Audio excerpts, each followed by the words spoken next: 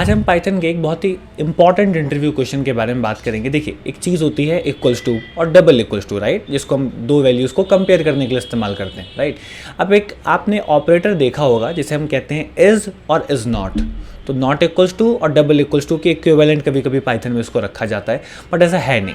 देखिए, double equals to दो variable की वैल्यूज़ को कंपेयर करता है, और जो इज़ है वो दोनों वेरिएबल्स के अंदर जो एड्रेसेस हैं उन्हें कंपेयर करता है। क्योंकि कुछ भी अगर आप स्टोर करोगे तो स्टोर तो रैम में ही होगा, किसी एड्रेस पे होगा। रैम में कुछ भी स्टोर होता है किसी एड्रेस पे होता है, तो दो एड्रेसेस को कंपेयर करने के लिए इज़ लगता है। अब क्रेजी बात इसमें यह है कि पाइथन में एक कॉन्सेप्ट होता है which is called integer internal caching.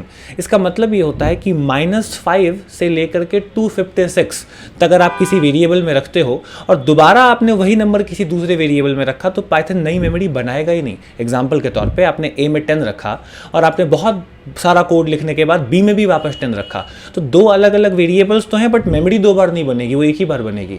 And ये रेंज -5 से 256 तक पाइथन ही की डिसाइडेड है। उसके बाद उससे पीछे या उसके आगे के अगर आप वेरिएबल्स बनाते हैं तो अगर दो वेरिएबल्स हैं तो फिर दो मेमोरी हैं। तो इसको समझेंगे कि अगर आप इस लगा के कंपेयर करेंगे तो ए में 5 बी में 5 मे बी ट्रू आए, बट ए में 5 एंड बी में लेट्स से 5000 है और लेट्स से ए में भी 5000 है, उन्हें फिर आप कंपेयर कर रहे हैं, दोनों में 5000 होते हुए भी इज हो सकता है फॉल्स बोले, क्योंकि इस मेमोरी को चेक करेगा और रेंज के बाहर होने की वजह से वो दो अलग अलग मेमोरी एड्रेसेस हैं।